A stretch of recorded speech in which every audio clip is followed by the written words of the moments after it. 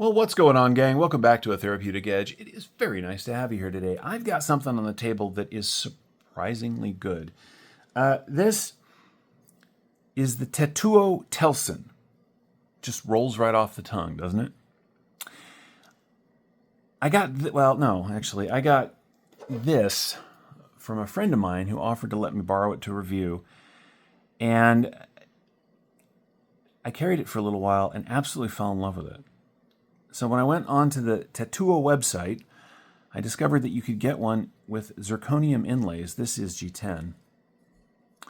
And I thought, yeah, let's do that. So I did. And I'm glad that I did. These are about $285. The G10 ones are a little bit less than that. Not much, but a little bit less. Sorry about that. Recently I did a review of this. This is an F95 Shirogorov. Now, this one's got zircotai inlays and blah, blah, blah, whatever. This is a really nice knife. And it damn well better be, because this is $1,000. Minimum. What if you don't want to spend $1,000, but you want a knife that is really nice, well-made, comfortable, surprisingly well-made? You get one of these. Now, granted, the Telson here is considerably smaller, but build quality, just this thing is amazing, and it is a third the price of one of these. You get an M390 blade. You get all titanium construction. The inlays, of course, you get either Zirc or their G10 inlays. It is running on ceramic bearings. Everything is put together exceptionally well, right? It is exactly where you want it to be. The blades are belt satin and really slicey. That is what made me think of the Shiro here. This is an F95. I think I already said that. But if you look at the basic idea behind the blades is very similar, right? It's a super high grind. It's got a really lovely belt satin on it. Comes down to a really acute cutting edge. I have a really big knife collection. Some of you know that already. It takes a lot to make me stop and go, holy crap, what's that? Well, this did that. The Telson is, like I said, it's about $285. Now, that sounds like a lot of money, and for many of you it will be. I get that. For me it is. But in this day and age, every Wii knife that is of good materials costs $300. You can't get a Riot for less than that. So it's not really that big a deal anymore. I mean, not in the sense that it used to be. And so to come in under $300 and have the first knife that I think of when I hold it be a Shiro, I don't know what else to say. They're both frame locks. They are both thoughtfully and relatively intricately designed without being ostentatious and stupid. This is a great knife. Let's get the basic specs out of the way. The Ketuo Telson. I keep saying that because I've actually made this video once before and I screwed the name up like 5 times. So I'm going to keep saying it.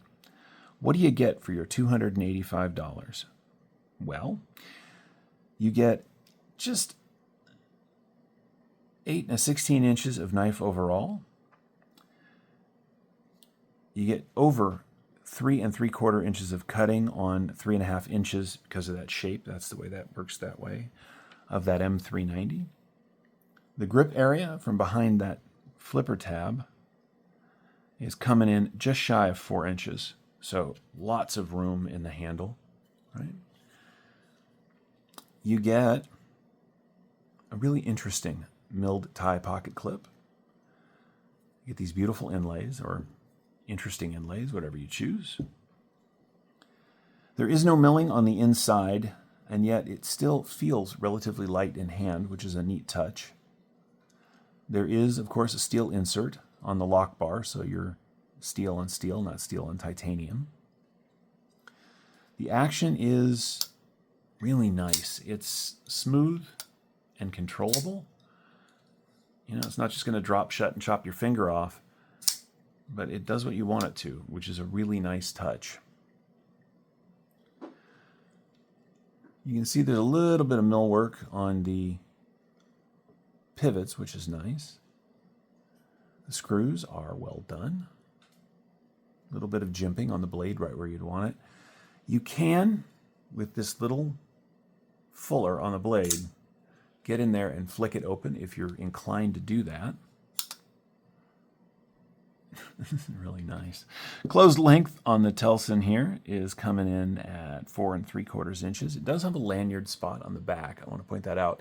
Now, the thing about this lanyard spot is it's basically a ring at the back of the half-length backspacer, which is a nice touch, by the way.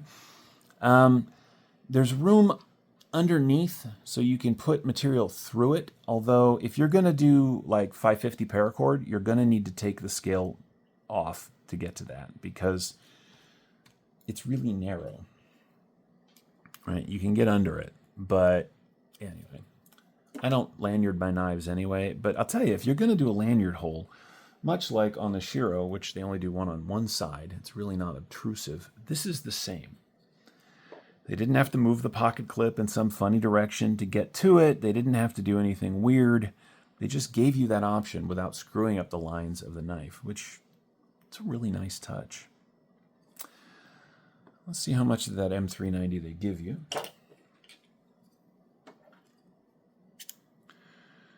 Are we zeroed? We are zeroed. Back here at the thickest point, we are coming in at... Is that... Excuse me for a minute while I wrestle with my toys.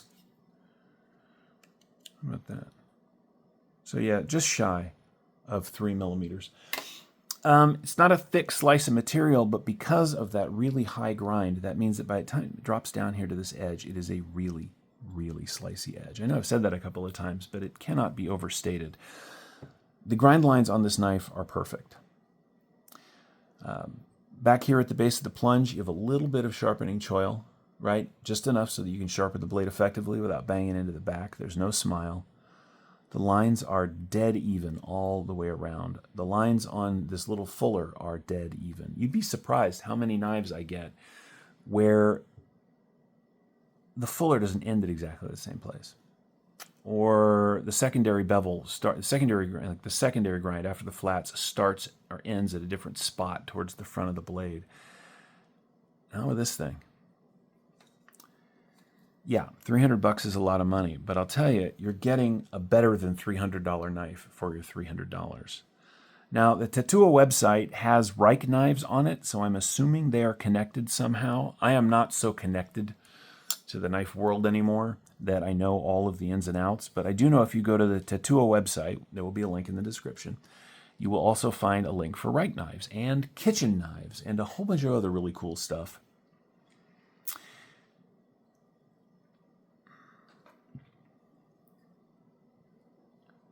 You cannot go wrong with this knife. You really can't. That's very, very cool. Let's weigh it, see what it comes in at.